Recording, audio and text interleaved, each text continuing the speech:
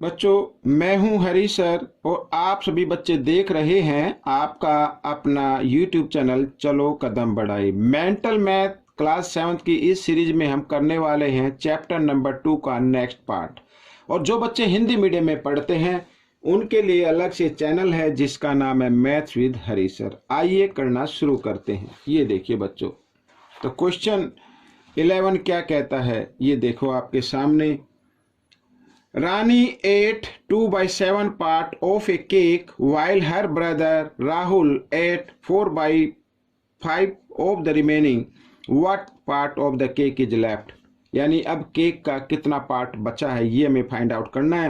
रानी का लिखा हुआ है कि रानी ने जो केक था उसका 2/7 पार्ट खा लिया है, और साथ में उसके भाई का लिखा है जिसका नाम राहुल है कि उसने जो बचा हुआ केक था यानी रानी के खाने के बाद जो केक बचा था उसका 4/5 पार्ट खा लिया है। अब हमें बताना है कि कितना केक उसमें बचा हुआ है। ठीक है, तो आइए करना शुरू करते हैं। टोटल केक मान लीजिए, let total cake, let total cake equal to 1 मान लीजिए। ठीक है, 1 है। रानी 8, रानी 8 यानी टोटल केक का ऑफ लिखा है तो ऑफ के लिए मल्टीप्लाई का साइन 2/7 यानी 2/7 पार्ट रानी ने खा लिया है। 2/7 पार्ट रानी ने खा लिया है। रिमेनिंग पार्ट कितना रहा ये अब निकाल लेते हैं। रिमेनिंग पार्ट, तो रिमेनिंग पार्ट यानी टोटल केक था 1 में से माइनस कर देना 2/7। ठीक है, इसके नीचे आप 1 ले सकते हैं। और अब जब 2 फ्रैक्शन को हम माइनस या प्लस करते हैं तो एलसीएम इक्वल होने चाहिए। अब यहाँ पर 7 है एलसीएम के फॉर्म में और इधर 1 है। ठीक है, जब भी कभी इस तरीके से 2 नंबर आए, एक तरफ ये क्या आ गया प्राइम नंबर आ गया, इधर 1 आ गया, तो हम दोनों को मल्टीप्लाई कर दे वही आपका एलसीएम हो जाएगा। और साथ ही क्रॉस मल्टीप्लाई भी कर देनी है, 7 को इस 1 के साथ और 1 को इस 2 के साथ, और बीच में माइनस का साइन है तो माइनस का साइन जरूर लगाएं। और 7 में से 2 माइनस कर दीजिए 5/7। अब ये रिमेनिंग पार्ट था। अब इस रिमेनिंग पार्ट में से राहुल ने खा लिया, उसको हम निकाल लेते हैं कि राहुल ने कितना खा लिया। ठीक है, राहुल 8, तो रिमेनिंग पार्ट है 5/7, इसका खाया उसने। ठीक है, ऑफ के लिए मल्टीप्लाई का साइन ये ऑफ लिखा हुआ है तो 4/5 पार्ट उसने खा लिया, तो 5 से 5 कैंसिल हो गया तो बच गया 4/7। ठीक है, यानी ये जो अब डिवाइड होने के बाद ये जो बचा है ये राहुल ने खाया है। ठीक है, 4/7 पार्ट राहुल ने खा लिया है। अब रिमेनिंग यानी केक इज लेफ्ट, केक कितना बचा ये हमें निकालना है। केक इज लेफ्ट ये इधर मैं लिख लेता हूं।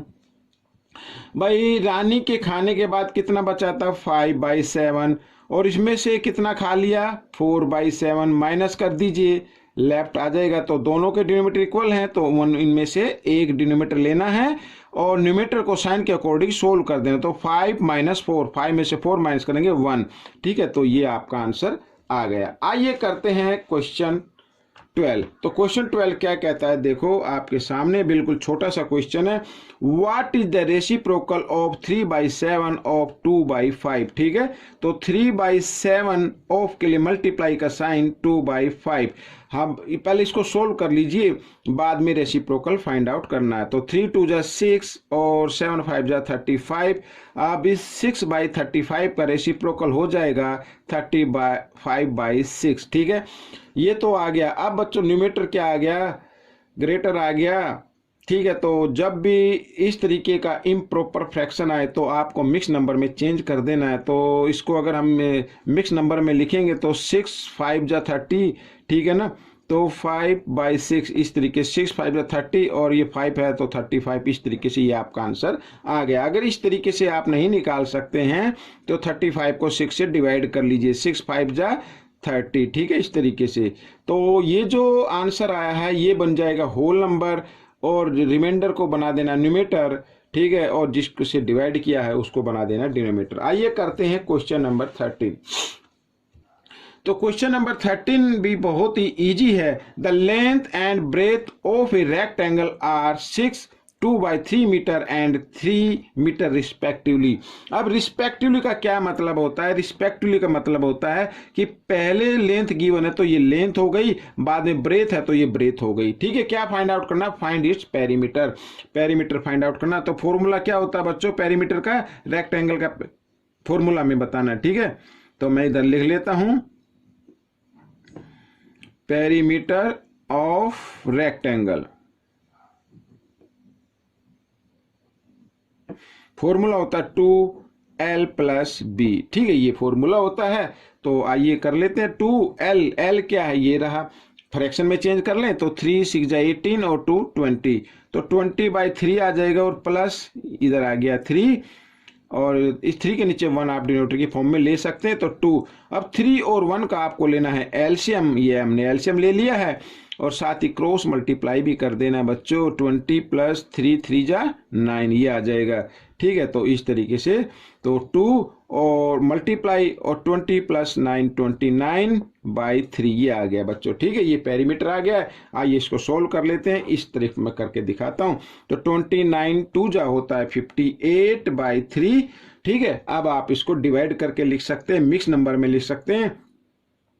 तो कितना आएगा? 3 1 जा 3। ठीक है, 2 बचा इधर, और ये 28 हो गया। तो 28 तो 3 टेबल में नहीं आएगा, तो 9 3 9 जा 27, ये आ गया बच्चों। ठीक है, 19 3 जा कितना होता है? 57 होता है, और इधर आ जाएगा 1। इस तरीके से ये आपका आंसर आ गया, और इसके सामने लिख देना मीटर। आइए करते हैं क्वेश्चन नंबर 14। तो क्वेश्चन नंबर 14 भी बहुत ही ईजी है। ठीक है, how many small pieces of length 3/4 metre can be cut from a ribbon of length 1/4 metre. ठीक है, हम इसको फ्रैक्शन में चेंज कर लेते हैं। 4 5 जा 20 और 1 21/4 मीटर।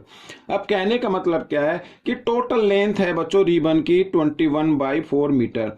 अब इस लेंथ में से 3/4 मीटर के पीस कट किए जाने हैं, तो पूछा कितने पीस बनेंगे। तो सीधी सी बात है, सिंपल सी थिंग है कि आप इसको डिवाइड कर दीजिए। ठीक है, टोटल रिबन को डिवाइड कर देना है, जितने मीटर का पीस उसमें से काटा जाना है, तो 3/4 इस तरीके से। ठीक है, ऐसे डिवाइड करने से नंबर ऑफ पीसीज आ जाएगा। ठीक है, आइए करते हैं आगे। तो 21/4, जब कभी भी 2 फ्रैक्शन के बीच में डिवाइड का साइन हो तो उनको डिवाइड नहीं करते बच्चों। क्या करते हैं? डिवाइड के साइन को मल्टीप्लाई में चेंज कर लेते हैं और नेक्स्ट नंबर का रेसिप्रोकल कर देते हैं इस तरीके से। तो 4 से 4 कैंसिल हो गया, 3 से 21 को कैंसिल कर देते, 3 1 जा 3 3 7 जा 21 यानी 7। तो बच्चों ये आपका आंसर आ गया है। तो 7 पीसीज बच्चों ये आपका उत्तर बन गया है। ठीक है, अब करते हैं क्वेश्चन नंबर 15। तो बच्चों ये रहा क्वेश्चन नंबर 15 आपके सामने। क्या कहता है? ठीक है, देखो बहुत ही इजी है ये भी। इफ इसको थोड़ा सा मैं जूम कर लेता हूं हल्का सा, बस ओहो ज्यादा हो गया, अरे बस ठीक है। ये अब देखो, if the cost of 20 pens is 356.80 then find the cost of 1 such pen. 1 देखो, एक 1 पेन की कॉस्ट फाइंड आउट करनी है। जब कभी भी ज्यादा आर्टिकल्स की कॉस्ट गिवन हो और 1 आर्टिकल की फाइंड आउट करनी हो, तो आप सीधा डिवाइड कर दीजिए। क्या कर दीजिए? डिवाइड कर दीजिए। आप चाहे तो सीधा इस तरीके से आप डिवाइड कर सकते हैं, इस तरीके से 20 से। ठीक है, इस तरीके से डिवाइड कर लीजिए, या फिर आप फ्रैक्शन में लिख के भी डिवाइड कर सकते हैं। आइए करते हैं। तो 20 1 जा 20, ठीक है, 5 1 और 6, तो 27 जा 140 आ जाएगा। ठीक है, इधर क्या बचा? इधर लिख लेता हूँ 6 का 6 और 5 में से 4, तो 1 बच गया। ठीक है, आगे डेसिमल है तो डेसिमल लगा के हम नेक्स्ट डिजिट नीचे करेंगे। तो 28 जा 160 होता है बच्चों, तो 8 बच गया और 0 ये। ठीक है, तो 4 जा जाएगा। तो ये 1 पेन की कॉस्ट आपकी आ गई है। तो इधर लिख देते cost of 1 pen equal to ₹17.84। ठीक है, ये आपका आंसर आ गया। आइए करते हैं क्वेश्चन नंबर 16। तो सिंप्लीफाई करना है बच्चों आपको, इधर ही कर लेते हैं। अब देखो ये न्यूमेटर एक तरीके से और ये डिनोमिनेटर है, ठीक है। तो न्यूमेटर में भी फ्रैक्शन आया हुआ, तो पहले हम क्या करेंगे, तो यहाँ पर जो गिवन है 4 और 5, टू फ्रैक्शन के बीच में प्लस का साइन है। मैंने कई बार बताया है अगर फ्रैक्शन को प्लस या माइनस करना हो तो सबसे पहले क्या करना होगा, डिनोमिनेटर को इक्वल बनाना, और इक्वल बनाने के लिए एलसीएम लेंगे। और जब 2 नंबर कंटिन्यू आए तो 4 और 5, ठीक है, तो उन्हीं को आपको क्या कर देना है, आपको कर देना है मल्टीप्लाई, वही आपका एलसीएम बन जाएगा। इतना करने के बाद आपको क्रॉस में भी मल्टीप्लाई कर देना, 5 को 1 के साथ और 4 को इस 1 के साथ, ठीक है, इस तरीके से। अच्छा, ये डिवाइड का साइन है, ये क्या है, डिवाइड का साइन, मैं इस तरीके से लगा लूँ, ठीक है, कोई दिक्कत नहीं है। आइए अब इसको भी सोल्व कर लेते हैं, ठीक है। बोर्ड मास का रूल कहता है कि पहले ना आप क्या करें, पहले आप मल्टीप्लाई करें, और मल्टीप्लाई का साइन इधर बीच में है, तो आइए मल्टीप्लाई कर लेते हैं। तो 3 3 जा कितना होता है 9, 8 5 जा 40, ठीक है, और ये माइनस का साइन और इधर 1, इस तरीके से, ठीक है। अब 40 और 1 का आपको लेना है एलसीएम, आइए इधर ले लेते हैं। तो 5 + 4 कितना होता है 9/20, ठीक है, डिवाइड का साइन। अब 40 और 1 का जब हम एलसीएम लेंगे तो 40 आ जाएगा, साथ ही क्रॉस मल्टीप्लाई भी आपको कर देना है इस तरीके से, ठीक है।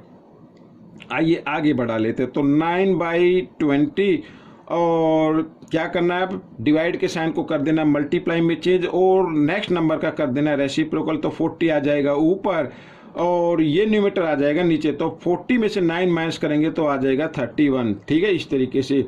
तो 21 जा 20, 22 जा 40, तो 9 2 जा 18, तो 18/31 this is the answer of this question. आइए करते हैं क्वेश्चन नंबर 17। तो क्वेश्चन नंबर 17 भी देखो, बोर्ड मास का रूल कहता है पहले आपको डिवाइड सोल्व करनी है, बाद में मल्टीप्लाई करनी है, ठीक है। तो डिवाइड कर लेते हैं।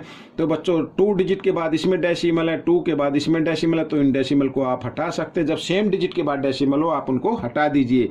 आइए कर लेते हैं, देखो इधर तो 0.011 इंटू, अब डिवाइड जब हम करेंगे तो 39 को 13 से डिवाइड करते हैं, तो 13 3 जा 3 पे टेबल चलती है, तो ये आ गया। मल्टीप्लाई कर लो, अब 3 1 जा 3, 3 1 जा 3, ठीक है। अब इधर ये तो मल्टीप्लाई होगी, 0 से मल्टीप्लाई करने की जरूरत नहीं है, अगर आप चाहे तो करके लिख सकते हैं इस तरीके से, 3 0 0 और ये डेसिमल आ गया इस तरीके से। तो ये आपका आंसर आ गया, ठीक है। इस तरीके से क्वेश्चन सोल्व हो गया, बहुत ही इजी है। आइए करते हैं क्वेश्चन नंबर 18। तो क्वेश्चन नंबर 18 भी क्या कहता है, बोर्ड मास का रूल, पहले डिवाइड करनी है आपको, बाद में मल्टीप्लाई करनी है, डिवाइड का साइन इधर है बच्चों, ठीक है। तो पहले इनको क्या कर लेते हैं, फ्रैक्शन में चेंज कर लेते हैं। तो 4 को 5 से मल्टीप्लाई करो, 4 5 जा 20, 20 + 4 24/4, ठीक है। डिवाइड के साइन को कर दो मल्टीप्लाई में चेंज, और नेक्स्ट नंबर का कर देना रेसिप्रोकल।